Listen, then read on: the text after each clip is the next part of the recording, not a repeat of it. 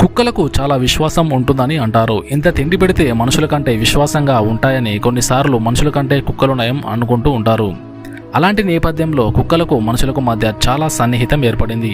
ఈ ప్రపంచంలో అత్యధికులు పెట్లు కుక్కలే అంటూ ఒక సర్వేలో వెల్లడైంది. ఎక్కువ శాతం కుక్కలను పెంచుకుంటారు. ఆ తర్వాత స్థానం పిల్లులకు ఉంటుంది. కుక్కలు స్టేటస్గా కూడా కొందరు భావిస్తారు. అయితే ఈ వ్యక్తి మాత్రం కుక్కలా మారడం అందరికీ ఆశ్చర్యం కలిగిస్తుంది.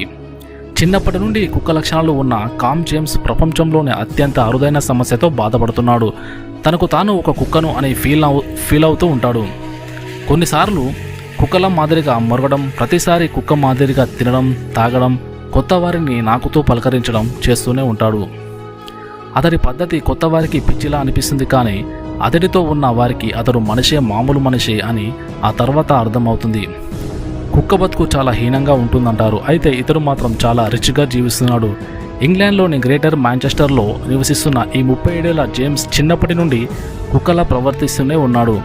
జేమ్స్కు 6 సంవత్సరాలు ఉన్న సమయంలో కుక్కలా నాకడం, కుక్కలా మొరగడం చేసేవాడట. దాంతో అతడి తల్లిదండ్రులు సరదాగా తీసుకున్నారు. ఆ తర్వాత కూడా అదే కొనసాగుతూ వచ్చింది. జేమ్స్కు 17 ఏళ్ల వయసు వచ్చిన తర్వాత ఈ వ్యవహారం మరింతగా ముదిరింది. తాను మనిషిని కాదని కుక్కను అని, తాను మురిగితే కుక్కలను అర్థమవుతుందని, కుక్కలు చేసే శబ్దాలు నాకు అర్థమవుతున్నాయని చెబుతున్నాడు. లక్షల రూపాయలు ఖర్చు చేసి కుక్కలా ఉండేందుకు లెదర్ సూట్ను తయారు చేయించుకునేవాడు. కుక్కలా కనిపించేందుకు ఒక తలను కూడా తయారు చేయించుకున్నాడు.